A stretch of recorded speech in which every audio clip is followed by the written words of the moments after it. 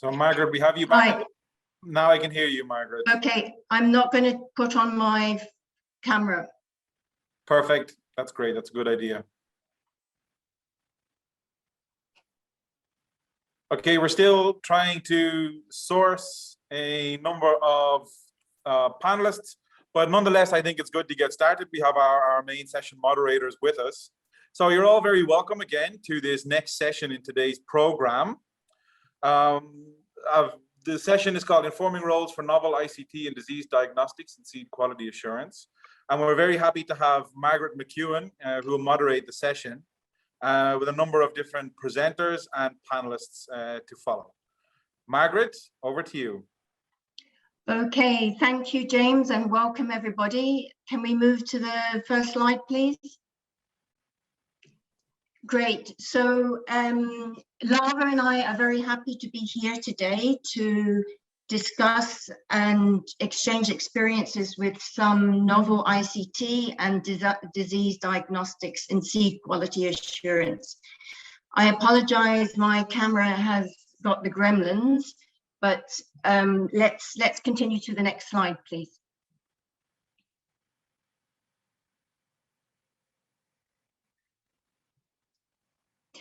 So the sessions that we've had this morning have been really fascinating because they are really highlighting, one, the importance of seed quality assurance, and secondly, that there are challenges in making sure that these seed quality mechanisms can work at a decentralized level. Equally important is that they are financially sustainable in the local context. So we're going to discuss two today. Lava Kumar is going to present on Seed Tracker and ICT platform and how this can possibly reduce the costs for e-certification. And then Bramwell Wanjala is going to present on a diagnostic tool for testing the disease and pathogen presence in particularly vegetatively propagated crops. We haven't talked a lot about vegetatively propagated crops like cassava, yam, sweet potato yet, but these crops have higher risk of accumulation of pathogens, and they also have more decentralized seed production modalities. So it's important that we have appropriate disease diagnostics. This work has been done in collaboration with ICT Africa and bilateral projects within the CGIAR. And the tools are part of the RTB toolbox, tools for seed systems. So James, perhaps you can put up the first two questions on the poll, and then I can also be introducing the presenters. Thank you.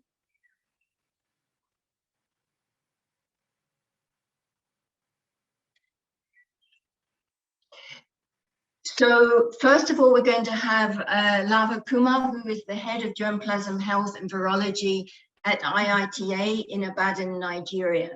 I'm sure many of us know Lava as the father of Seed Tracker, which is a comprehensive ICT tool for monitoring seed flows and seed quality along the seed value chain.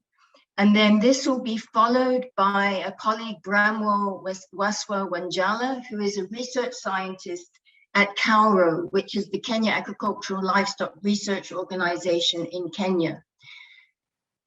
Bramwell did his research at the International Potato Center and has vast experience in different methods for disease diagnostics. So Lava, I'm handing over to you now for your presentation, but asking James to keep us on time. So over to Lava. Thank you. Thank you, Margaret. Thank you. Thanks, colleagues. Thanks, James, for organizing this session and giving us the opportunity to share some of the advances that we have made with regard to developing enabling tools for transforming seed system. And one of that tool is today, I'll be talking is a Seed Tracker. Is a digital tool for aim to support seed system transformation and provide affordable seed certification. Next slide, please. We had a very good discussion this morning about the types of seed systems and the role and significance of some of the native seed systems or local seed systems. Technically, there are two types. One is formal seed system. It is basically seed production and sales regulated as per the government seed policy, and it is enforced by public institutions. For example, in Nigeria, it is done by National Agriculture Seed Council. There is another type, it's called informal seed system. Basically, what we refer informal seed system, my personal comment would be that something that we don't know. It is very difficult to characterize because there are so many different types. It is not easy to typify. This is what is informal seed system. Everybody have their own approaches in defining the informal seed system. It's to simply put everything that is outside the formal seed system is informal. And most often it is referred in the context of farmer-saved seed system or community seed systems, as we have seen in the discussed in the previous session. It is by far the most dominant system of the two systems in sub-Saharan Africa or low and middle income countries. For example, if you take Nigeria, Nigeria annually produces crops in about 32 million hectares, which require seed. I'm not talking about perennial crops or semi-perennial crops. I'm talking about the crops that will be sown season by season using seed, including vegetable propagated material, potato or sweet potato, cassava, yams. Okay, 80% of this is sowed with informal seed or saved seed, and roughly 20% of the land is sown with registered seed producers. This is based on the data that is available. It's an empirical data, but these proportions are fairly common. There are many reasons for domination of informal seed system or dominant over formal seed systems in developing countries. Next slide, please. I would not go into the details because that has been discussed in other sessions. Next slide, please. Yeah. So the key issue here is there is an advantage of having a formal seed system over informal seed system.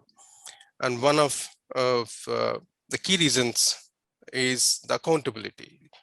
Formal seed system is monitored and accounted for. So that means it ensures provision of quality seed to consumers. It ensures the seed produced according to the best practices. It eliminates spread of diseases, pests along with the seed that is produced and distributed to different locations. So there are many advantages. It also improves the competitiveness of the national seed sector. The reason being that seed is a business. Let's not forget that. And it's a highly competitive industry. So by ensuring quality seed supply to consumers, you actually improve the confidence on the seed being produced in a given nation. So it's protecting the business and encouraging the seed business. And another major issue, another most important thing is data. Data is essential to monitor how much seed is being produced by crop, variety, and geography, which is critical for country planning and preparedness to deal with any seed deficiencies. In the lack of all of this, it is very difficult to plan and anticipate what to sow next year. Yeah. So in informal seed system, all of this is not possible. Okay, considering the situations in the developing countries, the weak systems, it's not often always due to lack of policy or regulations. It is mainly to do with the institutions and awareness about the procedures and all, how we can actually bring in change. And this is where we have come up with a digital system called Seed Tracker. It is an approach to transform seed systems. And we have started this piloting in with the cassava seed system in Nigeria in 2016. Next slide, please. Yeah, cassava is very typical. The seed is mainly coming through the informal sector. As you could see in this diagram, I showed both how the formal seed system operates, from breeder to foundation seed to certified seed. And then there is a semi-formal seed system, which is similar to the community seed or local seed businesses, mainly led by village seed entrepreneurs, which has a little monitoring, but not complete monitoring by the regulatory authorities, but the quality is managed. And then there is informal seed producers, which is basically 90% of the total market share. both informal and semi-formal dominates the cassava seed system. And as Margaret said, it is a vegetably propagated crop with stem as a seed source for propagation. It's a tough challenge to take up with, and we thought it is a good example to start transformation using a digital tool. Next one, please. So we already have some knowledge about the reasons why farmers are not, seed producers of cassava are not on the formal sector. Firstly, they are unaware of the procedures. And those who are unaware, they often assume that the procedures are cumbersome and expensive to implement. So, and also the whole seed value chain of the cassava is fragmented. There are foundation breeder seed producers, there are foundation seed producers in a limited capacity, but the connections were fragmented. And so how best we can bring all of them onto a single platform? And this is where we depended on the internet-enabled technologies. So we come up with a seed tracker platform. Since we are using it for cassava, we call it cassava seed tracker. Basically, it integrates the whole seed, all the actors along the seed value chain, seed producers, regulators, traders, and even service providers such as breeders and all other. And the system accounts for all types of seed, breeder seed, foundation seed, certified seed, and even quality declared seed, although it is not used in Nigerian context, but it has provisions. It standardized the digital data collection across from different actors according to the need. It enables seed field registration from remote seed field registration. It enables certification by the regulatory authorities. It enables traceability along the seed value chain. Next slide, please. So it has features for all. Seed producers can input the seed feed details, information, etc., that is necessary for registering seed fields by the regulatory authorities. And the regulators can readily access the input information, and they can perform seed certification. And the data that is inputted can also be used for marketing purposes. Since all the data that is being inputted, that includes the location, the variety, the class of seed, the seed source from which seed source means the type of seed being used as a startup planting material. All are it in a single database. From this, it is easy to estimate what is the yield output for prepared for the next year. So that way, the system provides a big data necessary for seed trend analysis and also forecasting. And all this information has been tailored to fit the Nigerian seed law and seed regulations. So that way, the system automatically ensures the compliance, and it doesn't take too much time from each input provider. It doesn't require more than 5 minutes of their operator's time to input information and get noticed by the regulatory authorities in Nigeria. Next slide, please.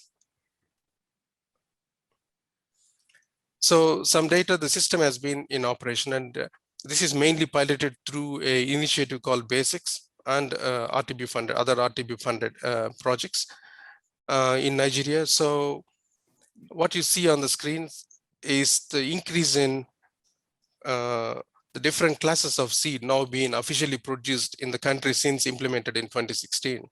So there is a gradual increase in breeder seed, foundation seed, and certified seed. And this is all done now using the formal seed framework, which also includes what we call community seed producers as part of the system, now transforming from what used to be informal seed producers into formal seed producers as a concept, using the seed tracker as a medium. Now all the seed production is being monitored by the NASC and offering quality assurance certification. Next slide, please. From the system, it is also easy to now to see what varieties are being grown by year on year. You can see the changes. For example, TMEB 419 is by far the most popular variety being produced, and you can see the increase with time. And likewise, there are many other varieties. Some varieties, for example, IBA 961632, there's a gradual increase. That means it's a newly released variety. You can see that there is a growing demand for released varieties. So this system offers ready traceability, and we can also plan with regard to the trend and also see from where the demand is coming from. Next slide, please. Yeah, so this is just the clear data for last year, 2020 and 21, with regard to the various classes of seed, with regard to the hectares, and also zone-wise information. We can readily see as a consequence of this system where the seed fields are localized and how to even access. All can be done from the single system. Next slide, please. So while implementing this, the NASC, that is the regulatory agency in Nigeria, has seen the benefits of the system, and they try to broaden the scope of the seed sector and adopted it as a national platform. Now it is called National Seed Tracker, accessible through the NASC web domain for registering all crops, not only just cassava. It also enables now the registration of the seed companies, seed producers for the accreditation, which is part of the regulatory framework, and register seed fields and then continue with seed certification. So this whole process has now been made simple, and also it enables registration of village seed entrepreneurs or community seed producers on the same system with less paperwork. And also then they don't have to produce too many papers, and they can do from where they are located without visiting their offices. Yeah, next slide. So yeah, so there is a complementary Android app that has been established linked to this system. So incentives are very important. These days, especially those informal seed producers, when they wanted to be converted into formal seed, they would also like to see like what benefits they get as a consequence of being a formal seed producer. So one of the key things like any seed producer look at is the benefit. Can they able to sell seed better than the previous stage? So this app enables that one. It provides easy approach to access markets and those who are looking for seed through this app. It also provides integration with other decision support tools, for example, Nuru for disease diagnosis, Akilimo for agronomy. Next slide, please. And they can verify the variety information, etc. So I think this is my last slide. What we did with Seed Tracker over the period is we tapped internet to enable seed sector transformation, demonstrated the potential to ease operations and improve compliance. The empirical evidence suggests that there is a reduction in cost of certification. It is very obvious, but now the study is ongoing to estimate actual cost reduction and the benefits, other benefits that both the regulators and producer reaping as a consequence of adopting digital tools. And the same tool has been now adopted in Tanzania, being piloted for cassava, and Brazil, and also Ghana. So through this, we demonstrate the flexibility of the system for different countries and also for applicability for different crops. But one thinking is very important. We cannot assume no matter how simple the technology is, it is going to run by itself. It still requires a lot of effort in terms of promotion. Okay, awareness raising, advocacy is very, very important. And likewise, creating incentives. Okay, the benefits that a user would get as a consequence of adopting this new tool and also converting from informal to formal is very crucial for adopting the technology and also to stay on as a formal seed producer. And lastly, we had to be mindful of the fact that any internet-enabled devices still requires a smartphone, and not everybody can have access to smartphone and access data. So considering this digital divide, in the interim, it is important to maintain hybrid system that would enable both use of internet-enabled devices and also the conventional system that is on ground. We're also now coming with a different model using third-party agents who can help those who don't have devices to get on board. Okay, so with that, I conclude my talk and I will take any questions. Thank you. Okay, many thanks, Lava. And there's a lot of very interesting comments in the chat. So please try to respond to those in the chat. And then also, as James has said, we can continue the discussion on Padlet. So let's continue with Bramwell. We've got some of the poll results coming up, but we can look at that at the end. So Bramwell is going to talk about one of the novel disease diagnostic methods that we've been using across different crops again, sweet potato, cassava, and potato. So over to you, Bramwell. Thank you. Thanks, Margaret.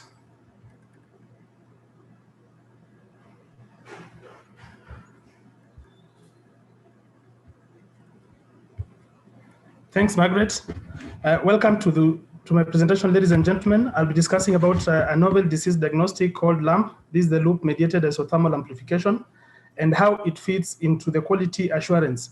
From the previous presenters this morning, we had how important the availability of quality seed is needed so that we enhance our productivity.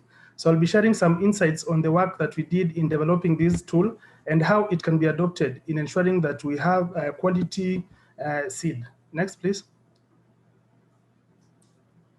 So as a of introduction, we all know that we cannot underscore the importance of vegetatively propagated crops in terms of food security. And for the purpose of this discussion, the work was done on sweet potato, but this technique has been developed also on cassava and yam and potato. So we all know that these vegetatively propagated diseases have a challenge in terms of pathogens and especially viral diseases. And the greatest challenge with viral diseases is that most of them are asymptomatic or most of them are latent. That is, the symptoms are not visible to the naked eye. So in terms of inspection, visual inspection is not sufficient. In addition, viral diseases have been known to cause significant yield losses. And like for the sweet potato virus disease, up to 90% yield losses have been reported. The same case applies to cassava brown streak viruses. And the greatest challenge in ensuring that we have quality seed is diagnostic methods. The current methods are costly. They require expensive laboratory and skilled labor and in addition, expensive reagents. So we need rapid detection tools that can be applied on site so that we ensure that our farmers have a quality seed. So how do we improve our diagnostic methods so that we make sure that farmers have seeds at the right time and of the right quality? Next, please. So allow me to compare a number of diagnostic methods that are currently used. So these are specifically for sweet potato, but they apply across to different vegetatively propagated crops. And those are some of the methods that are listed. Allow me to share some of the characteristics of the different methods. If you look at diagnostic method indexing that is used commonly for sweet potato, it takes quite a number of time, 5 to 6 months. And this is a really bottleneck in terms of ensuring that our farmers have available seeds in time. And if you look at LAMP, this is a technique that I developed. And if you look at the time it takes to results is 30 minutes. So in terms of availability, this is a tool that we really ensure that we have quality seed at the right time. And if you look also at the cost, the indexing is $154 compared to LAMP that is at 6.38. So comparatively, LAMP is fast and is also cost effective. Next, please. So allow me to draw your attention to the current method that is used for detecting sweet potato viruses, and that is the loop, that is the NCM ELISA and indexing. So conventionally, what happens is that you graft your sample onto the indicator plant, that is a TOSA, and you observe the symptom expression onto the indicator plant. And this is quite lengthy as it takes up to 12 months.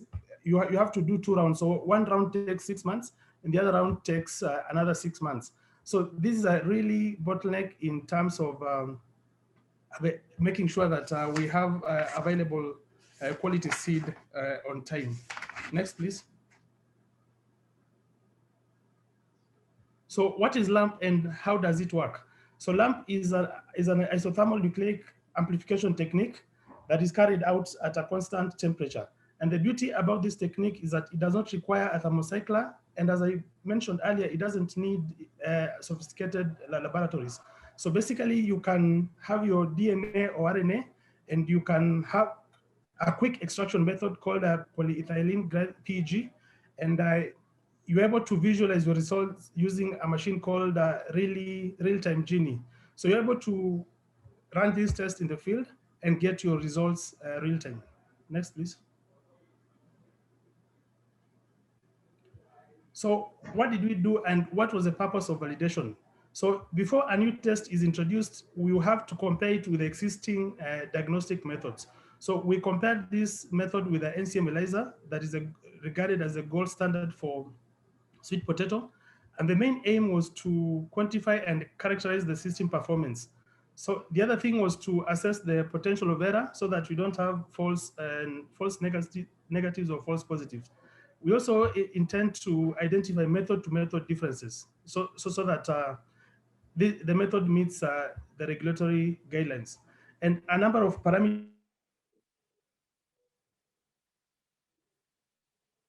were evaluated, and one of the methods, and precision basically means repeating the sample over time just to make sure that positives are positives and negatives are negatives. The other thing was to look at accuracy, and at accuracy we checked method to method differences, that is a LAMP compared to the NCM ELISA. Next, please. So from the validation studies, we established that LAMP was sensitive for 3 sweet potato viruses. And I'd like to say that sweet potato feather nematode virus and chlorotic stunt, in combination of the two, these cause sweet potato virus disease that I mentioned that causes up to 90% yield losses. So we developed and validated for the 3 viruses, and we can report that the method is sensitive, and up to 6-fold dilution, you're able to get your results. The other thing that I would like to draw your attention is the sensitivity of LAMP, and in that you're able to detect 2 of the viruses. So the figure to your right of your screen is just showing how you're able to detect the 2 of the sweet potato virus. That is feather nematode virus and chlorotic stunt virus. Next, please. So what we did after the validation studies, we moved this test from the lab to the field. So as I said, one of the limiting factor of accessing quality seed is the sophisticated laboratory required and the cost of setting up the laboratory. So this is a field deployable kit that we've validated and could be adopted so that it can help in shortening the time it takes for acquiring quality seed. Next, please. So how do we make sure that we use this technology as part of the regulatory process? And LAMP has a number of attributes that meet the specifications. And for an ideal diagnostic test, it needs to be assured according to MEBEI. And that means it's supposed to be affordable. From my initial introductory slides, we saw that LAMP is affordable compared to NCM ELISA. It's also sensitive. It's also specific in that you pick the viruses that are there, either chlorotic stunt or feather nematode virus, and is also user-friendly. It doesn't require a sophisticated laboratory or skilled manpower to be able to run this test. And is also robust and rapid. As I said, it takes between 30 and 1 hour compared to the conventional methods that take up to 6 months. Then the other attribute about LAMP is that it's equipment free. You only need a heater block or a Genie 2 machine that shows your results real time. And the other good thing about this technology is that it's deliverable to the end user. Next, please. So how do we apply this technology for pathogen detection? So LAMP has a number of applications, both from plants, animals, and humans, and it has been used by a number of teams to detect a number of fungi, bacteria, phytoplasma, and virus. And the beauty about the technology is that the workflow is very simple. You just get your sample, grind it, have some isothermal master mix, and you're able to check your results real time. So the workflow is quite simple,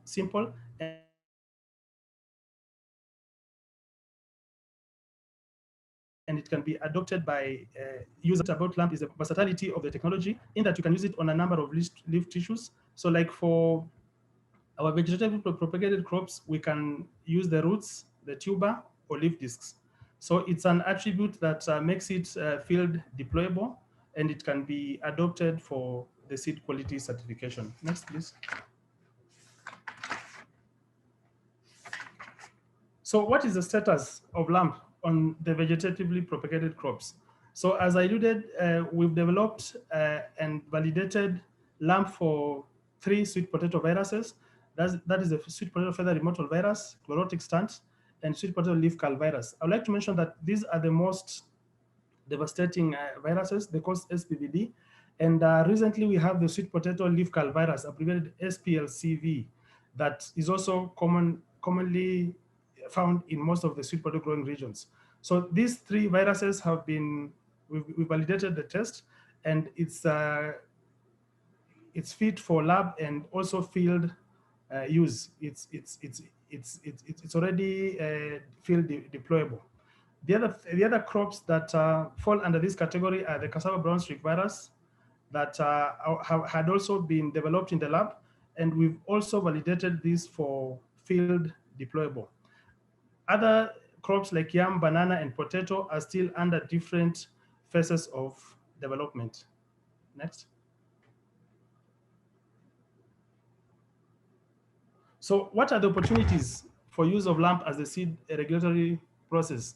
So LAMP assay could enable phytosanitary services make immediate management decisions.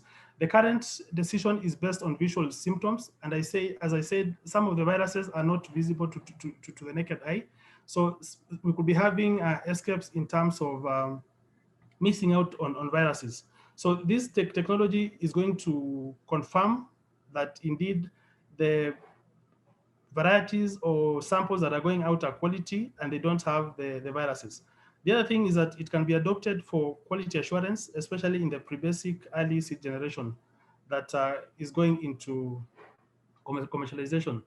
So I'll also like to draw to attention some of the challenges that we faced and how we've overcome, especially when we're moving this technology from the lab to the field. One was template preparation, because like for most of the molecular work, you need the sophisticated lab for nucleic acid extraction. But this particular assay, the LAMP assay, is not sensitive to contamination and inhibitors. So we're able to extract in the field and run the assay successfully. The other thing was like you need to have dried reagents, because most of the lab-based reagents need the cold chain. You need freezers and things like that. But for this particular technology, the isothermal master mix comes in lyophilized state of freeze-dried, and you're able to move it to the field and test without the need of having a cold chain. The other thing that hinders field deployability is a reliable power source. So we have a machine called a Genie machine that you're able to take it to the field and is able to run up to 6 hours. The other thing is that that will really affect adoption of this process is availability of reagents. We know that most of the countries have challenges with accessing this. So to be able to make this assay accessible, countries will have to work on the reagents. So what is the way forward? So the way forward for this assay in regard to the other vegetatively propagated crops is that we need to have optimal time for testing. At what stage do we need to test so that we have reliable and credible results? The other thing is a sampling procedure. Different vegetatively propagated crops have different sampling procedure. So we'll have to optimize that too. Then the other thing is a sampling procedure, how that needs to be done.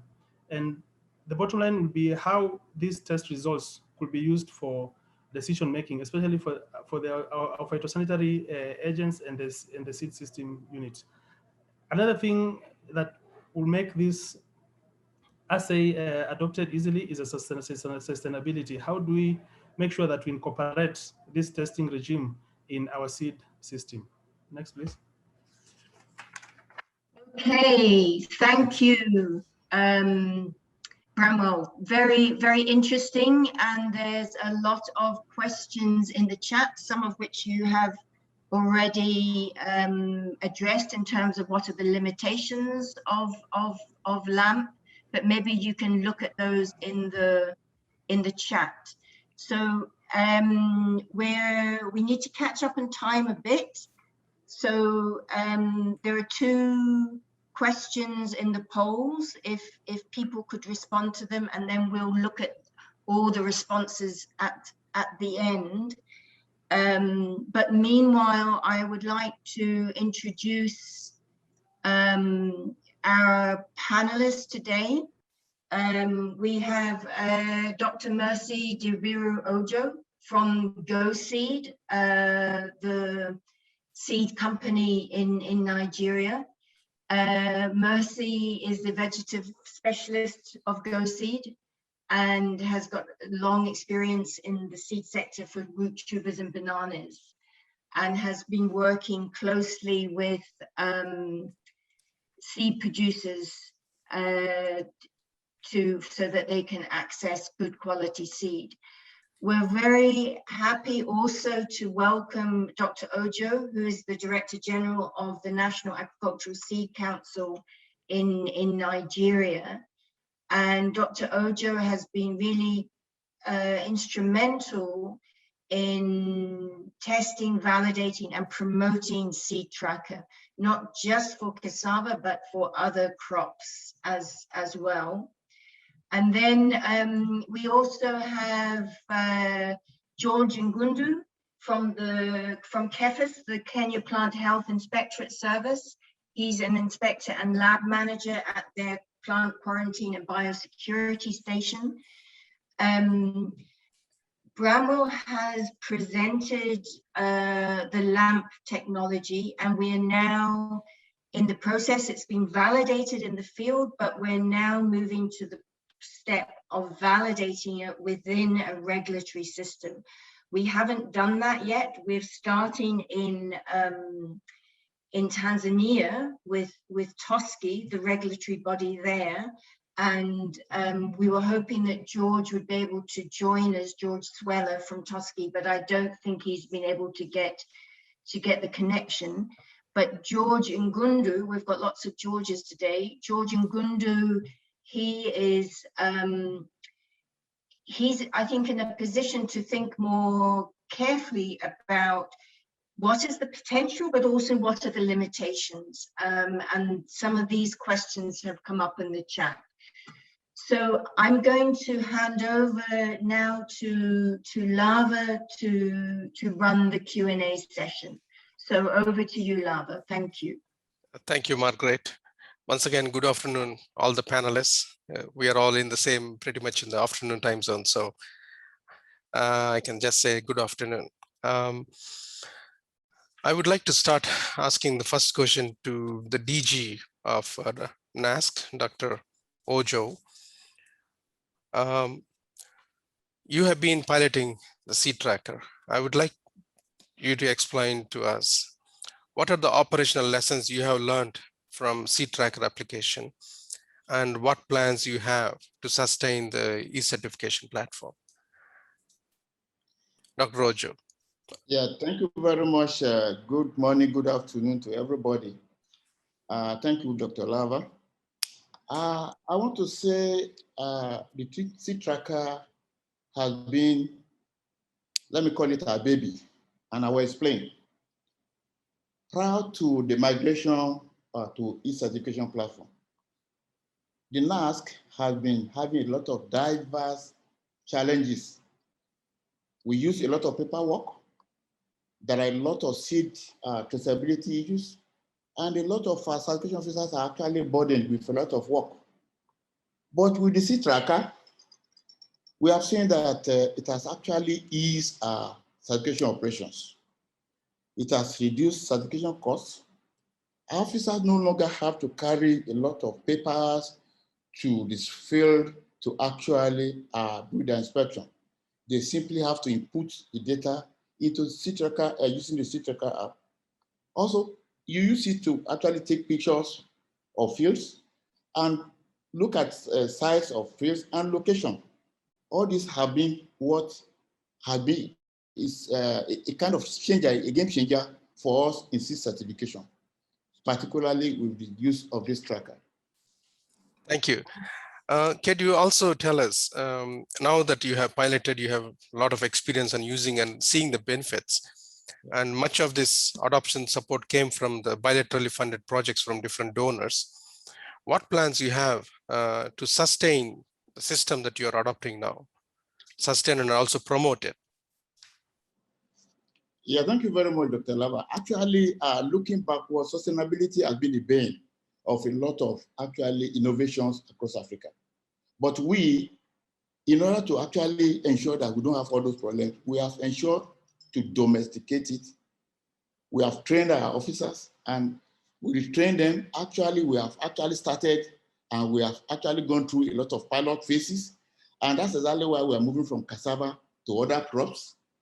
Also, we have actually integrated it into a certification process.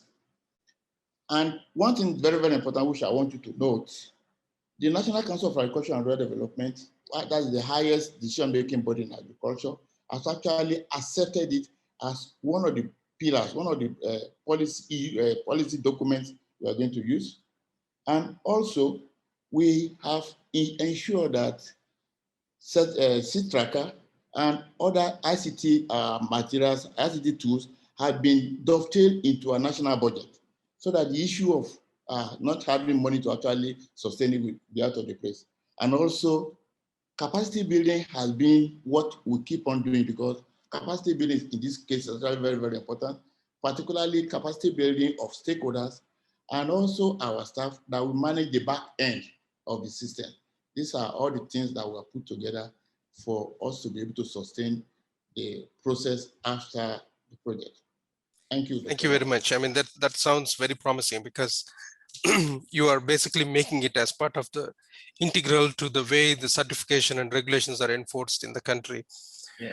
I think this is going to be very important exercise for you, and also useful for you to document it so that other countries actually learn from the Nigerian experience of digitalizing certification procedures. I would like to ask a similar question to Dr. George Swela from Toski. Toski has piloted seed tracker for sorry, cassava. Lava, I don't think George Sweller has managed to get a connection. Oh, he was there before. George isn't here in the panel. So I suggest you push on to the next question. Yeah, so I think, right, okay. Yeah. Then I can go to another George. So now I would like to ask George Nugundo from KFIS, because to share some experience on the use of LAMP. So could you tell us, how do you see LAMP being integrated into the regulatory process? Would the use of LAMP add value? George? Yeah, good afternoon, everyone. So yes, I believe LAMP will add a lot of value to certification of sweet potato. Currently, we've used LAMP for certification of maize, and we use it to detect the two viruses that cause the maize leaf necrosis disease. So our labs have quite a bit of experience with it. And we're also in development of a LAMP assay for cassava viruses, and also for Ralstonia, which causes bacterial wilt in solanaceous crops. Yeah, so our experience for sweet potato, as Dr. Bramwell has mentioned, really takes quite a long time between sample reception and issuing of test results down to our clients. So the biggest value that we would hope to see would be the reduction in turnaround times for the time that it takes to issue test results. This is technology that can actually be used by the inspector, in which case he doesn't have to take samples and run them to the lab. Our experience, for example, the sweet potato seed production area is about between 300 and 400 kilometers away from the seed testing lab in Muguga. So a sample has to travel that far. But with this technology, it's very easy to have it at the point of need, and results can be issued out to the client as soon as the field inspection is done. Yeah, so it will really add quite a lot of value. Yeah, thanks. Okay, as a follow-up, very briefly, if you can tell us, how do you cope with securing reagents for using LAMP? Is it a big challenge? Is it a bottleneck for adopting the technology? Briefly. Okay, yeah, there is a possibility of it becoming a challenge, but at least we are a bit experienced in obtaining reagents.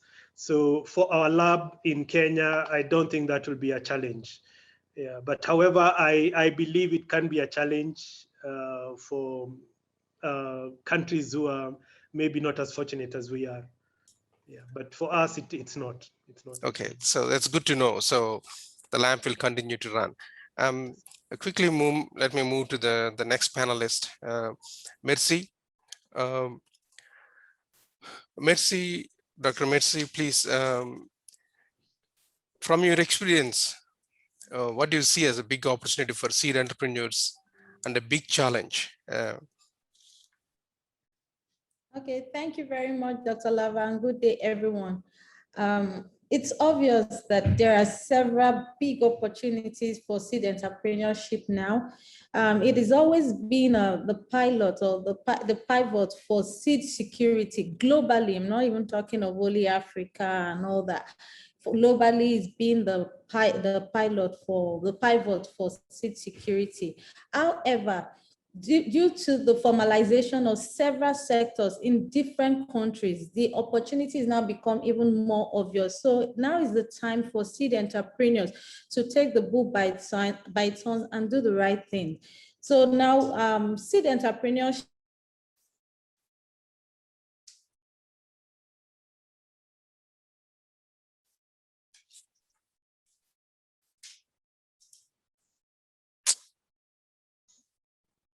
therefore, we can see that there are several opportunities in it.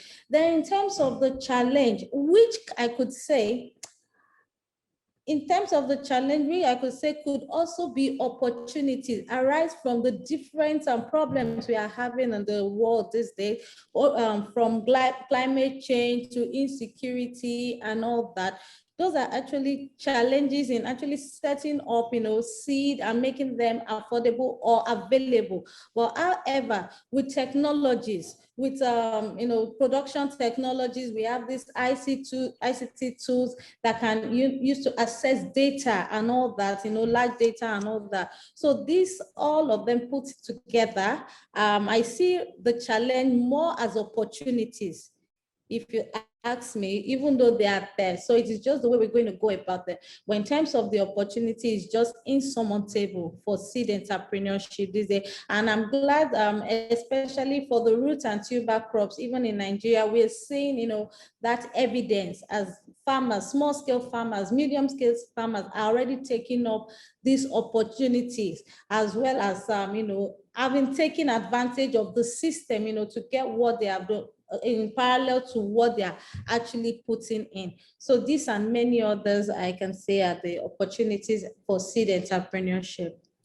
Yeah, thank you. And it's great to hear that there are many positive signs for the entrepreneurship, especially for the orphan crops such as VPCs and cassava and yam and other crops. Lava, just I as a don't like follow-up. to hear about orphan crops, please. They are the crops of the future. So Lava and panelists, I think we're just about out of time, and I'd really like us to be able to see the results of the polls. So yes, challenges for digital tools, access to the internet, but one of the silver linings of COVID has been this recognition that internet-based apps are becoming more important. And the other responses, what's the most common outlet for seed purchases? Yes, as we know, local markets, the informal sector are critically, is still the most important outlet for seed purchases. And the third, what is the main challenge to access certified seed in Africa? So the cost, they're expensive compared to local seed. And the last polling question,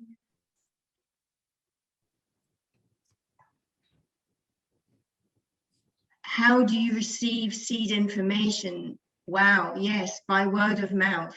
So trust who you know, word of mouth, etc. So just, I beg 1 minute of James to wrap up. I would like to thank very much the presenters and the panelists. And obviously traceability of seed and management of disease risk is critically important in seed systems to ensure the quality of seed. And there are 2 tools that we have presented and are showing some progress on the ground. And I think we talked earlier on about needing to find the complementarity between formal and informal seed systems. I think these tools can help as well, because the seed tracker allows us to track early generation seed release varieties into the system, which will eventually find their way to the informal system. And also with tools like LAMP, I think initially it's critically important that they're used at the upstream end of seed systems, rather than seeing them being used right through the system. So I think there are complementarities there, but they're not silver bullets, as we know, and the issues, the questions around sustainability are very important. So it's looking at the technical, the institutional, and the policy side, and how these tools can contribute to appropriate regulatory frameworks. So with that, I'd like to give a shout out for the session on Wednesday, where we will be discussing some of these issues, and that we are continuing an inventory to look at what are some of the novel innovative practices in quality assurance for regulatory systems. So thank you, James, and back to you. Thanks very much, Margaret, and thank you in particular to Lava, but really to all of our panelists and presenters for what was a very interesting session.